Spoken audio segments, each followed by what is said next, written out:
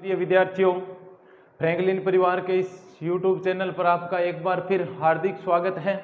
प्रिय विद्यार्थियों, हमने पिछली कक्षा में यानी जो BA फाइनल के इतिहास के अंतर्गत हम पढ़ रहे थे, उसके अंतर्गत हमने जो हमारा पहला पेपर था यानी जो आधुनिक भारत का इतिहास था, उसकी एक जो पहली इकाई थी, उस पहली इकाई के जितने भी प्रश्न थे उन सभी प्रश्नों पर चर्चा की थी। जो BA फाइनल का जो सेकंड पेपर है जिसका नाम है भारतीय संस्कृति के मूलाधार, यानी जो भारतीय संस्कृति है वो किन किन जो मुख्य महत्वपूर्ण जो उसके आधार है उन आधारों पर टिकी हुई है। तो प्रिय विद्यार्थियों, आज BA फाइनल इतिहास विषय के अंतर्गत हम जो हमारा पेपर सेकंड है उस सेकंड पेपर की जो फर्स्ट इकाई है उस फर्स्ट इकाई के अंतर्गत हमारे जितने भी महत्वपूर्ण प्रश्न है उन सभी प्रश्नों पर हम एक एक टॉपिक वाइज चर्चा करेंगे। पहली इकाई के अंतर्गत कौन से टॉपिक हमको दिए गए हैं। तो प्रिय विद्यार्थियों, जब हम सिलेबस की बात करते हैं तो पहला जो सिलेबस के अंतर्गत हमारा जो पहला प्रश्न बनेगा वो है भारतीय संस्कृति की प्रमुख विशेषताएं। दूसरा है सैंधव धर्म, यानी जब हमारे यहाँ सिंधु घाटी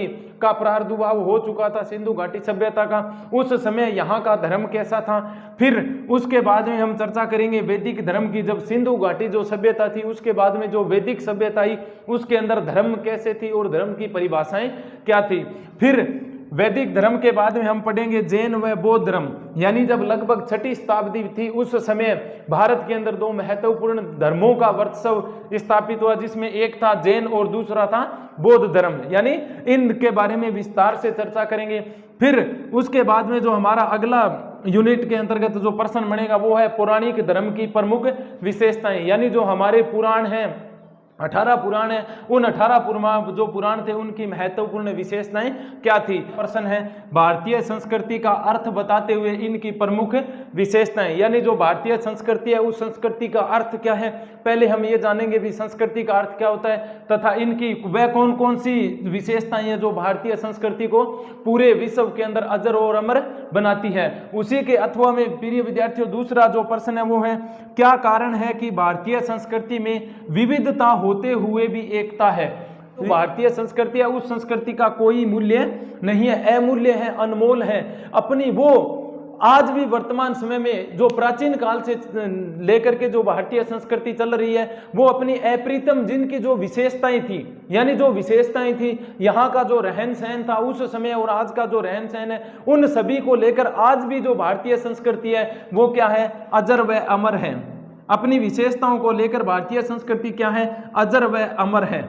संस्कृति शब्द है वो किस भाषा के शब्द से बना है, संस्कृत भाषा का सम उपसर्ग तथा क्रिया धातु से मिलकर बना है, जिसका अर्थ क्या होता है, सुधरी हुई या व्यवस्थित व्यवस्था। यानी जो एक प्राचीन काल से लेकर आज वर्तमान समय तक जो भारतीय संस्कृति की जो विशेषताएं हैं, जो भारतीय संस्कृति है वो क्या है, एक सुधरी हुई या व्यवस्थित व्यवस्था है। क्यों?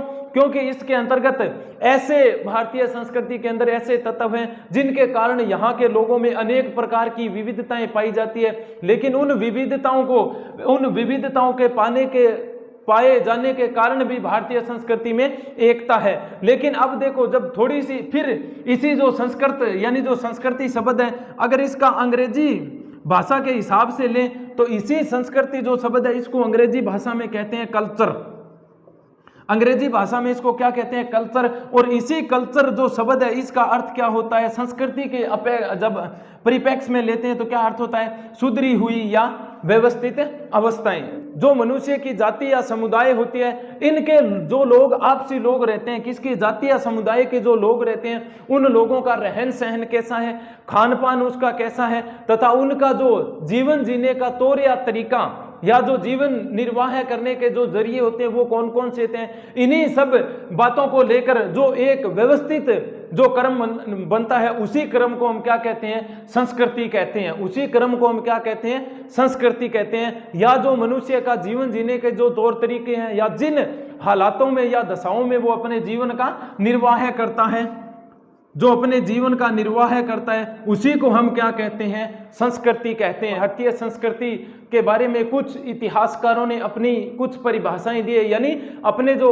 वक्तव्य थे वो वक्तव्य प्रस्तुत किए, किसके माध्यम से, अपनी परिभाषाओं के माध्यम से भी। कौन सा विद्वान भारतीय जो संस्कृति थी, यानी जो प्राचीनता से लेकर आज तक जो निरंतरता लिए हुए है, जो यानी एकाग्रचित होकर निरंतरता लिए हुए, उसके बारे में विद्वान क्या क्या परिभाषाएं देते हैं। तो जो परिभाषाएं उसके अंदर एक इतिहासकार है जिसका नाम है डॉक्टर विलिस। क्या नाम है? Doctor Willis. तो प्रिय विद्यार्थियों, ये डॉक्टर विलिस क्या कहता है संस्कृति के बारे में भी? मानव समाज के सदस्य व्यवहार करने के जो तौर तरीके व दशा अपनाते हैं उसे ही संस्कृति कहते हैं। अब जो ये डॉक्टर विलिस है ये क्या कहता है भी, जो मानव होता है, जो मानव समाज के जितने भी जो सदस्य होते हैं या जो व्यक्तित्व के जो व्यक्ति होते हैं, वो जो व्यवहार यानी अपना जो बिहेवियर होता है, जो व्यवहार होता है, वो व्यवहार जो किया जाता है और उस व्यवहार करने का यानी जो अपना एक नजरिया होता है, व्यवहार यानी एक व्यक्ति का दूसरे व्यक्ति के साथ में जो व्यवहार करने का तरीका, वह तरीके जो व्यवहार करने के पीछे एक तो वो कौन सा तरीका अपनाते हैं और एक वो दशा यानी वो उस समय कौन सी हालात में है वो दशा अपनाते हैं, उसे ही डॉक्टर विलिस क्या कहता है? संस्कृति कहता है। यानी तो डॉक्टर विलिस क्या कहता है भी, मानव समाज के सदस्य व्यवहार करने के जो तरीके वह दशा अपनाते हैं उसे ही हम क्या कहते हैं? संस्कृति कहते हैं। तो प्रिय विद्यार्थियों, दूसरा फिर एक और इतिहासकार है जिसका नाम है डॉक्टर गिलिन।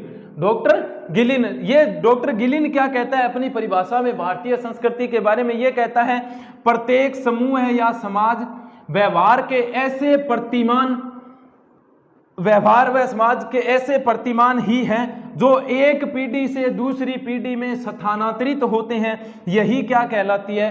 संस्कृति। तो प्रिय विद्यार्थियों, जो डॉक्टर गिलिन है वो क्या कहता है?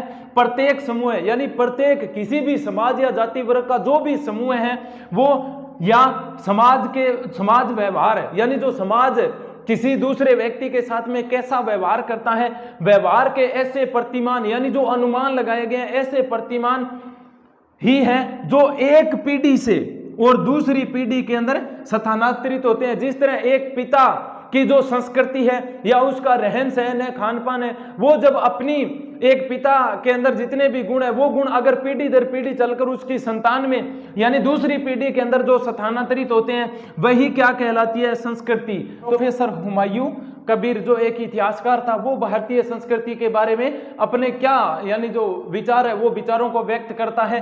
तो हुमायूं कबीर क्या कहता है? संस्कृति भाषा और कला, यानी जो संस्कृति है वो एक तो भाषा तथा दूसरी जो कला, फिर धर्म व दर्शन।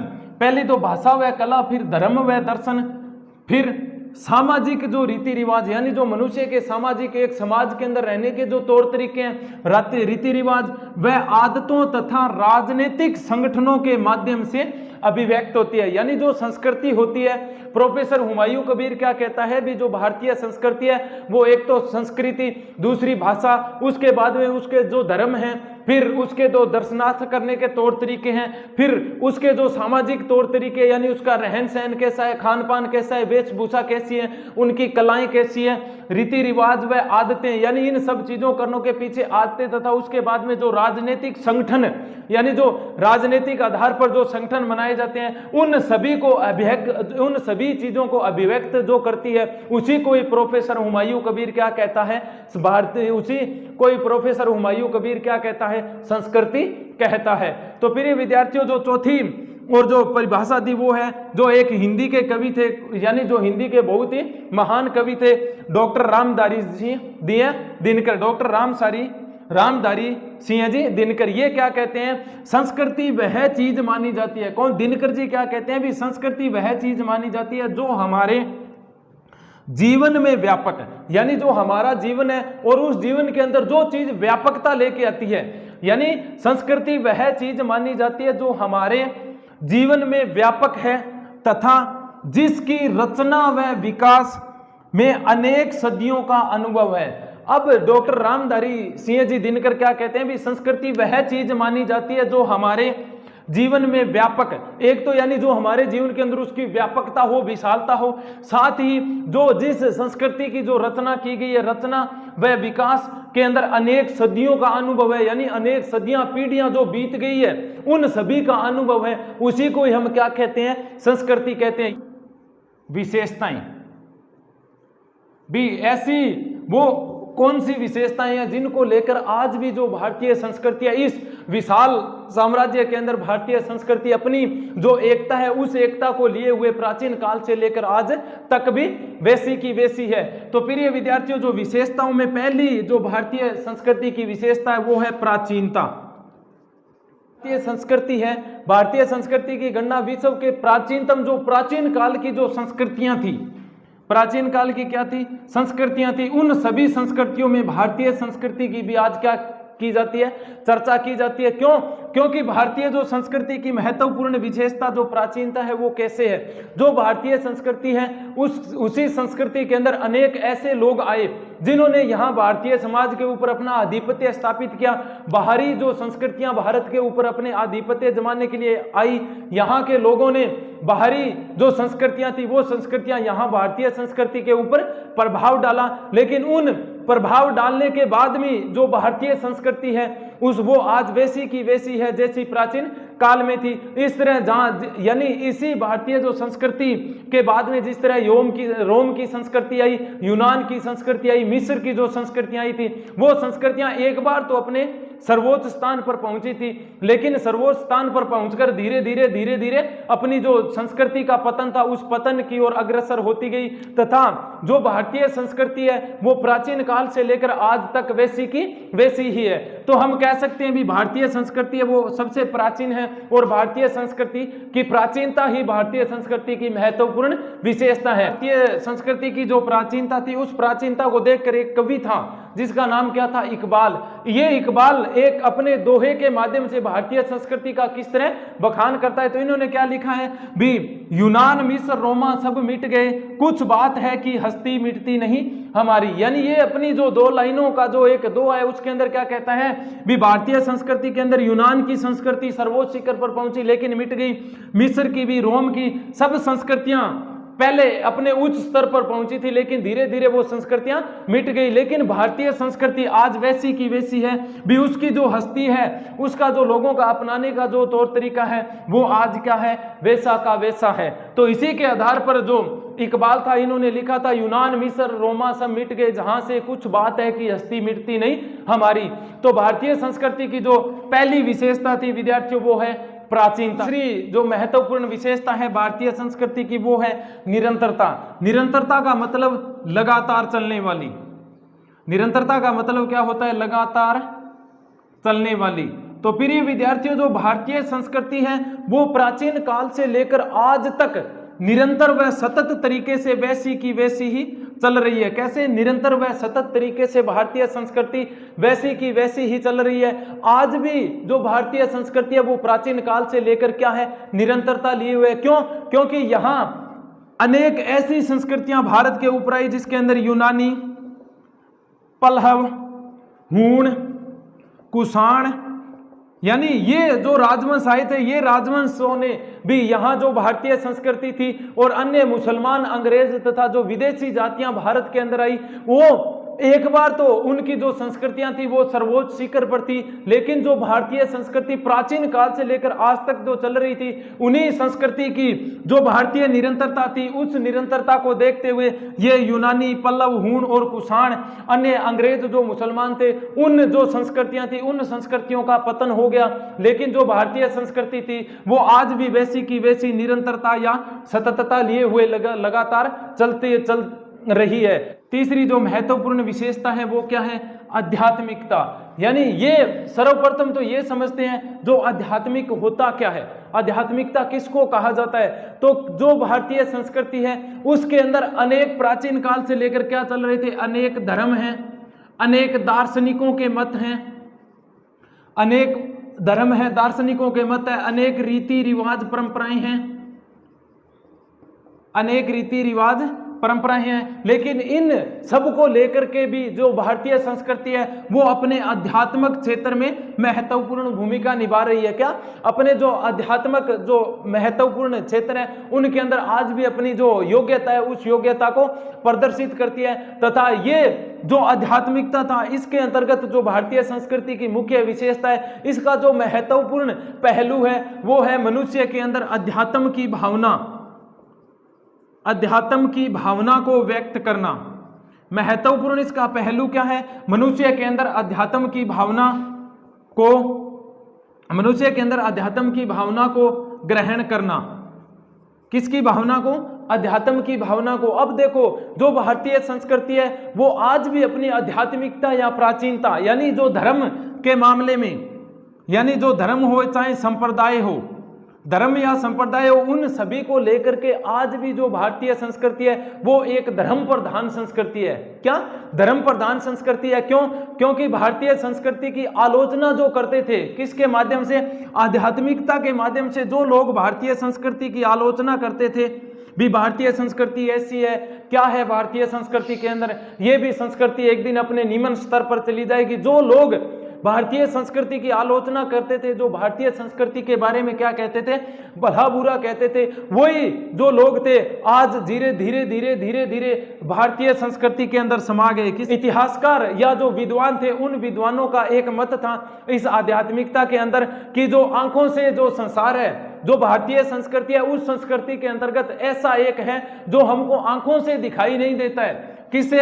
आंखों से तो हमें दिखाई नहीं देता है, लेकिन इन आंखों के पीछे जो चीज हमको दिखाई नहीं देती है, वहां भी कोई न कोई जीवन शक्ति या उसका पहलू भी आज वर्तमान समय में फल फूल रहा है। तो किसके अंतर्गत ये बात कही गई थी? आध्यात्मिकता के अंतर्गत। यानी जो विशेषता नंबर 4 है वो क्या है? सहिष्णुता। और सहिष्णुता का अर्थ होता है समान की भावना।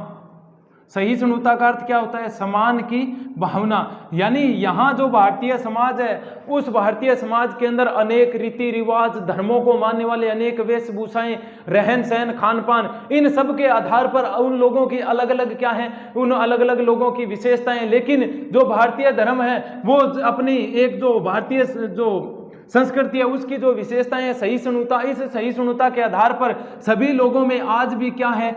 समानता की भावना प्रदर्शित होती है। तो इसी जो भारतीय समाज की जो भावनाएं हैं, उसी भावनाओं के आधार पर हमारा जो धर्म है, हमारे जो रीति रिवाज हैं, हमारे जो धर्म है, रीति रिवाज है, जो परंपराएं हैं, यानी त्योहार बनाने के जितने भी हमारे जो तौर तरीके हैं वो क्या है? सभी के जो तौर तरीके वो अलग अलग हैं, लेकिन उन सभी जो तौर तरीके अलग अलग होते हुए भी कहीं ना कहीं जो भारतीय समाज है, जो भारतीय लोग है, उसके अंदर किसकी भावना पनप रही है? समान की भावना पनप रही है। तथा इसी समान की भावना का जो मूल अर्थ है, इसी जो समान या समानता की भावना का जो मूल अर्थ है, भारतीय लोग भारतवासियों के साथ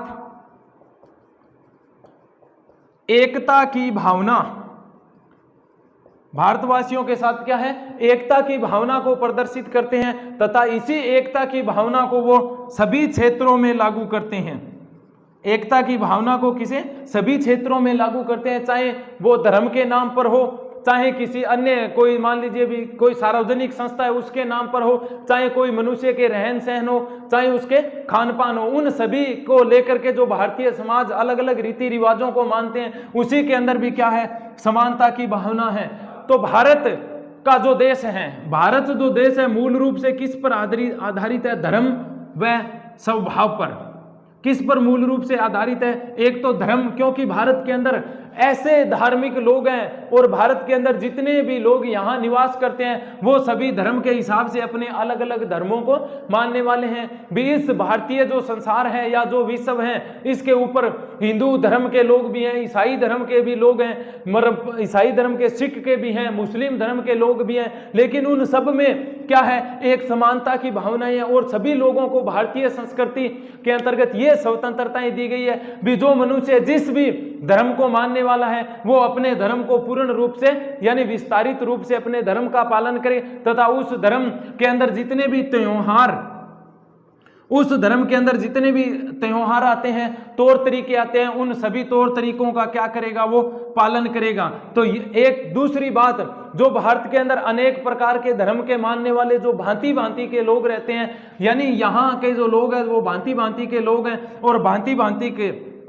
तौर तरीके अपनाते हैं। किसको मनाने के लिए? धर्म को अपनाने के लिए। तो भारतीय जो समाज है वो धर्म के मामले में अलग अलग हो सकता है, लेकिन इन्हीं धर्म को मानने वाले लोग अलग अलग है, लेकिन उनकी एकता तथा समान की भावना क्या है, भारतीय संस्कृति में आज भी विविधता को लिए हुए क्या है, एकता है। तो अगली जो महत्वपूर्ण विशेषता है वो है आत्मसात की प्रवृत्ति। इस आत्मसात का सर्वप्रथम ये जानते भी अर्थ क्या होता है, तो अंदर समा लेना। यानी जो भारतीय संस्कृति है उसके अंदर ऐसी बहुत सी कुछ चीजें हैं जो भारत से बाहर की जो संस्कृतियां आई उनके जो मनाने के तौर तरीके थे, उन्हीं सब तौर तरीकों को भारतीय संस्कृति ने अपने अंदर क्या है, समा लिया या अपने अंदर क्या कर लिया, आत्मसात कर लिया। क्या कर लिया, आत्मसात कर लिया। लेकिन भारतीय संस्कृति इन सब संस्कृतियों को आत्मसात करने के बाद भी आज वैसी की वैसी है जैसे प्राचीन काल से भारतीय संस्कृति चली आ रही थी, तथा उसी के आधार पर जो भारतीय संस्कृति के अंदर अनेक जो विचारशील व्यक्ति हैं, अनेक जो सामाजिक प्रथाएं हैं, तथा उन्हीं सामाजिक प्रथाओं के अंतर्गत भारतीय समाज में आज भी अनेक परिवार के अनेक प्रकार के क्या होते रहते हैं, परिवर्तन होते रहते हैं, अनेक प्रकार के बदलाव होते रहते हैं।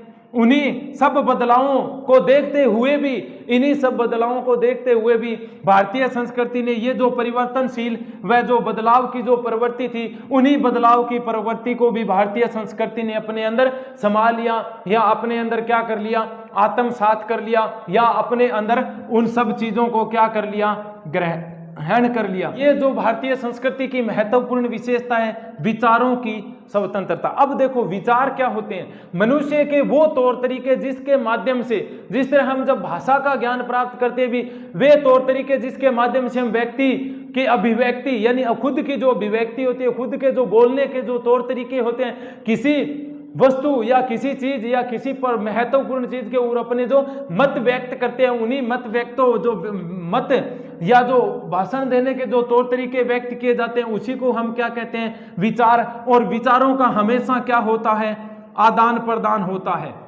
आदान प्रदान होता है। तो भारतीय संस्कृति के अंदर जो 7वीं विशेषता है उसमें क्या कहा गया है, भी भारतीय संस्कृति के जो लोग हैं उनको अपने विचार, किसी भी चीज पर विचार या बोलने या अपने मत देने की क्या है, स्वतंत्रता है। भारतीय समाज है, इसके अंदर ऐसे कुछ भी लोग हैं जो क्या है, धर्म को न मानते हैं, धर्म को न मानते हैं भी। कुछ लोग ऐसे हैं जो अपने विचार को स्वतंत्रता देते हुए कहते हैं भी भारत के अंदर धर्म है ही नहीं। वो क्यों, क्योंकि भारत के अंदर जो धार्मिकता की प्रवृत्ति है वो दो तरह पाई जाती है, एक तो आस्तिकता और दूसरी कौन सी है, नास्तिकता। यानी भारत के अंदर जो रहने वाले आस्तिक लोग भी रहते हैं और नास्तिक, आस्तिक जो ईश्वर के अंदर विश्वास रखते हैं और नास्तिक वे लोग जो धर्म के अंदर विश्वास नहीं रखते हैं। इन दोनों को अपने अपने विचार जो व्यक्त करने की जो स्वतंत्रता है वो भी क्या है, भारतीय संस्कृति की एक महत्वपूर्ण विशेषता है। विश्व बंधुत्व की भावना, यानी जो पूरा विश्व है उन सभी विश्व के साथ भारतीय संस्कृति का कैसा मेल मिलाप है, भाईचारे की भावना का क्या है, मेल मिलाप है। और इसी भाईचारे की भावना को देखकर जो भारतीय संस्कृति है उसके अंदर एक संस्कृत का महत्वपूर्ण वाक्य जोड़ा गया है, जिसको संस्कृति के अंदर इस संसार को वसुदेव कुंडुबक यानी जो भारतीय संसार है वो पूरा का पूरा जो विश्व है वो क्या है, एक परिवार है। तो भारतीय जो संस्कृति है उसके अंदर जो विश्व बंधुत्व की भावना वो सर्वोच्च है, चाहे वो किसी भी धर्म को मानने वाला हो, चाहे वो किसी भी रीति रिवाजों को मानने वाला हो, लेकिन उसके अंदर क्या है, भाईचारे की भावना को अपनाया है। किसने, भारतीय संस्कृति को। और भारतीय संस्कृति के आधार पर हमारा जो पूरा विश्व है वो क्या है, एक परिवार की तरह है। भारतीय संस्कृति की अगली विशेषता है महत्वपूर्ण, वो क्या है, विविधता में एकता। यानी विविधता में एकता, पहले तो ये समझते हैं विविधता का अर्थ क्या होता है, अलग अलग। विविधता का अर्थ क्या होता है, अलग अलग। यानी जो भारत के अंदर जो लोग रहते हैं वो भारतीय जो संस्कृति है उसकी जो महत्वपूर्ण विशेषता है क्या है, विविधता। यानी जो भारत का जो देश है उसके अंदर अनेक प्रकार की विविधताएं पाई जाती है, जैसे लोगों के अंदर रीति रिवाज, धार्मिक परंपराएं, अपने त्योहार बनाने के तौर तरीके, रहन सहन, खान पान, वेशभूषाएं कैसी है, इन सब के आधार पर उन लोगों में विविधताएं पाई जाती है। विविधताओं को लेते हुए भी भारत के अंदर एकता है वो किन किन क्षेत्रों में दिखाई देती है, एक तो धार्मिक क्षेत्रों के अंदर, दूसरी सामाजिक, तीसरी जो सांस्कृतिक, और चौथा जो महत्वपूर्ण है वो है आर्थिक। आर्थिक क्षेत्र। अब देखो, धार्मिकता के आधार पर भी लोगों में विविधताएं पाई जाती है, लेकिन फिर भी धर्म के आधार पर उनमें क्या है, एकता है। समाज के क्षेत्र में अनेक प्रकार के समाज रहते हैं, उनके अपने तौर तरीके अलग होते हैं, लेकिन फिर भी विविधता भारतीय संस्कृति की महत्वपूर्ण विशेषता। और इसी अलग अलग तौर तरीकों के आधार पर देखते हैं भी, इधर जब हम एक पंजाबी व्यक्ति होती है, अगर इस पंजाबी व्यक्ति की किसी मद्रासी व्यक्ति के साथ में क्या करते हैं, तुलना करते हैं, यानी एक तो पंजाब का व्यक्ति और दूसरा मद्रास का व्यक्ति, जब इन दोनों की हम तुलना करते हैं, किसके, पंजाबी और मद्रासी व्यक्ति की तुलना करते हैं, तो इन लोगों के खान पान, वेशभूषा, पहनावा, रहने के तौर तरीके, रहन सहन कैसा है, इन सब लोगों में कोई साम्यता नहीं पाई जाती है। क्या है, कोई साम्यता नहीं पाई जाती है। लेकिन ये साम्यता न पाई जाती है, फिर भी भारतीय संस्कृति के अंदर क्या है, विविधता लेते हुए भी एकता पाई जाती है। उस विविधता में एकता का पहला पॉइंट है भौगोलिक एकता। हमारा संपूर्ण भारत है वो जलवायु, भूखंड, जीव जंतु, इन सब के अंदर भी अपनी एक भौगोलिक परिस्थितियां लिए हुए हैं, तथा इस भौगोलिक परिस्थितियों के आधार पर यहाँ की जो वनस्पतियां हैं वो वनस्पतियां भी अनेक प्रकार के पेड़ पौधे हैं, कुछ झाड़ियों के क्षेत्र में है। इसके साथ साथ ये जो इतने प्रकार की जो विविधताएं पाई जाती है, इन विविधताओं को लिए हुए भी भारतीय संस्कृति क्या है, किसके समान खड़ी है, एकीकृत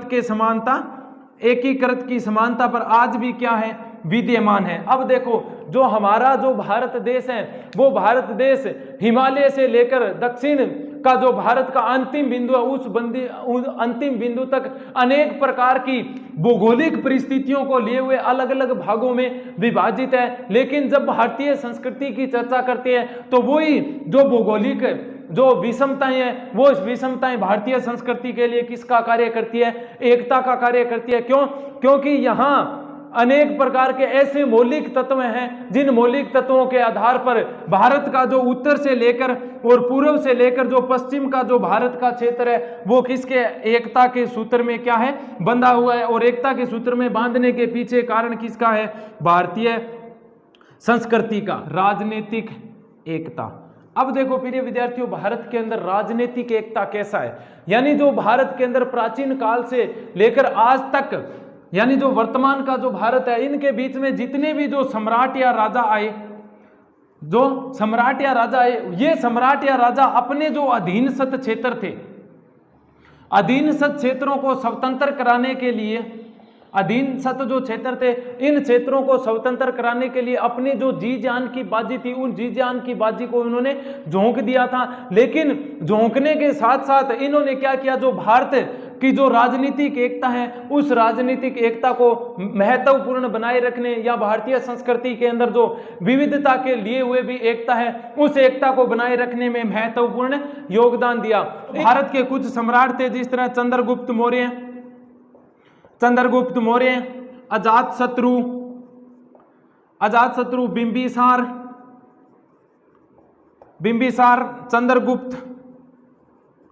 चंद्रगुप्त विक्रमादित्य, अशोक महान, इन सब जो सम्राट थे, इन सम्राटों ने भी जो भारतीय संस्कृति थी, अपने अपने क्षेत्रों की स्वतंत्रताएं प्राप्त करके, तथा जो भारतीय संस्कृति थी, उस भारतीय संस्कृति के अंदर जो राजनीतिक क्षेत्र थे, उस राजनीतिक क्षेत्रों को अपने अपने क्षेत्रों की स्वतंत्रताएं करवाई, तथा उन जो अधीनस्थ क्षेत्र थे, उन अधीनस्थ क्षेत्रों में भारतीय संस्कृति के हिसाब से अपने जो रहने के जो तौर तरीके थे तथा जो वेशभूषाएं थी, उन वेशभूषाओं के आधार पर भी राजनीतिक क्षेत्र में क्या बनाए रखी, एकता बनाए रखी, सांस्कृतिक एकता। तो प्रिय विद्यार्थियों, जो भारत के अंदर, यानी जो भारत है, उस भारत के अंदर अनेक संप्रदायों, धर्मों व रीति रिवाजों, यानी क्या, अनेक संप्रदायों, धर्मों में रीति रिवाजों को मानने वाले लोग रहते हैं। वो अपने अपने हिसाब से व्रत, उपवास तथा अपने जो त्योहार है, उन त्योहारों को मनाने के जो तरीके हैं, उन सब लोगों के जो तरीके हैं वो तो क्या हैं, अलग अलग हैं। तरीके तो क्या हैं, अलग अलग हैं। लेकिन ये जो तरीके हैं इन तरीकों का जो महत्वपूर्ण जो पहलू होता है, क्या जो महत्वपूर्ण पहलू होता है, यानी जो व्रत है, उपवास है वगैरह रखने के जो महत्वपूर्ण पहलू होते हैं, वो क्या होता है? आत्म का कल्याण करना, यानी एक तो अपनी आत्मा का कल्याण करना, दूसरा होता है आध्यात्मिकता की भावना। दूसरा महत्वपूर्ण पहलू क्या है? आध्यात्मिकता की भावना, यानी जो भारत के लोग हैं यहाँ अनेक प्रकार के धर्म मनाने की जो स्वतंत्रताएं हैं, उस स्वतंत्रताओं के हिसाब से कुछ लोग अपने देवी देवताओं के लिए उपवास, व्रत तथा अनेक प्रकार के त्योहार मनाते हैं। इन सब अलग अलग त्योहार मनाते हैं, लेकिन इन सब त्योहारों के पीछे जो महत्वपूर्ण एक पहलू निकल कर आता है वो क्या होता है? अपने जो आत्म होता है उस आत्मा का क्या करना, अपनी जो आत्म जागृति होता है उसका कल्याण करना, तथा अपने जो आध्यात्मिकता होती है उस आध्यात्मिकता की क्या करनी? उन्नति करना। अपनी जो आध्यात्मिकता जो तौर तरीके है उन सब की क्या है? उन्नति करना। तो इसी प्रकार भारत का जो देश है उसके अंदर अनेक विविधताएं लिए हुए भी अनेक प्रकार की एकताएं पाई जाती है, तथा इन्हीं विविधताओं एकताओं को देखते हुए भारतीय संस्कृति आज भी अपने किस शिखर पर है? सर्वोच्च शिखर पर पहुंची हुई है, वो है भाषा की एकता। अब देखो, भारत के अंदर प्राचीन काल से अनेक प्रकार की भाषाएं बोली जाती है। किस पर? अनेक प्रकार की भाषाएं बोली जाती है, लेकिन जो भारतीय संस्कृति है वो भारतीय संस्कृति अपने भाषा तथा साहित्य, क्या? अपनी भाषा ओब्लिक साहित्य, भाषा तथा साहित्य को लिए हुए भी भारतीय संस्कृति को एकता के सूत्र में बांधा है। किसके सूत्र में? अब भाषा लिए हुए तथा साहित्य के क्षेत्र के जितने भी क्षेत्र थे उन्होंने भी भारतीय संस्कृति को एकता के सूत्र में बांधने में महत्वपूर्ण योगदान दिया है। क्यों? क्योंकि जो प्राचीन जो भारत था, क्या? जो प्राचीन जो भारत था उस समय प्राचीन भारत की जो महत्वपूर्ण भाषा थी वो क्या थी? संस्कृत थी। महत्वपूर्ण भाषा क्या थी? संस्कृत थी। और अनेक प्रकार के जितने भी, यानी जिस तरह वेदों की रचना की गई, ग्रंथों की, अनेक ग्रंथों की रचना की गई, पुराणों, महाभारत, उपनिषद, ये जितने भी जो ग्रंथ थे, इन ग्रंथों की जो लिपि है या इन ग्रंथों का जो लिखने का तौर तरीका है या जिस भाषा में लिखी गई थी वो कौन सी भाषा थी? संस्कृत भाषा थी। तथा इसी संस्कृत भाषा के बाद में जिस तरह हिंदी, देवनागरी लिपि, पंजाबी, ये सब जितनी भी जो भाषाएं थी उन भाषाओं का जो व्याकरणिक ज्ञान होता है, व्याकरणीय जो ज्ञान होता है वो व्याकरणीय ज्ञान किस भाषा से लिया गया है? संस्कृत भाषा से लिया गया है। तो इस प्रकार जो भारत के अंदर अधिकांश भाषाएं बोली जाती है उस अधिकांश भाषाओं की जननी हम किसको मान सकते हैं? संस्कृत भाषा को मान सकते हैं। इस प्रकार हम कह सकते हैं भी जो भारत के अंदर अलग अलग भाषाएं होते हुए भी क्या है? भारत के अंदर अलग अलग भाषाएं होते हुए भी उनके अंदर क्या पाई जाती है? एकता पाई जाती है। प्रकार हम कह सकते हैं भी जो भारतीय संस्कृति है उस भारतीय संस्कृति के अंदर जो अनेकता होते हुए भी एकता है, अनेक प्रकार की विविधताएं होते हुए भी एकता है। और भारतीय संस्कृति प्राचीन काल से लेकर आज भी जैसी की जैसी चल रही है, उसके अंदर कोई न कोई कुछ न कुछ महत्वपूर्ण ऐसे तत्व हैं जिसके बारे में आज हमने इस पर्सन के अंदर चर्चा की। धन्यवाद।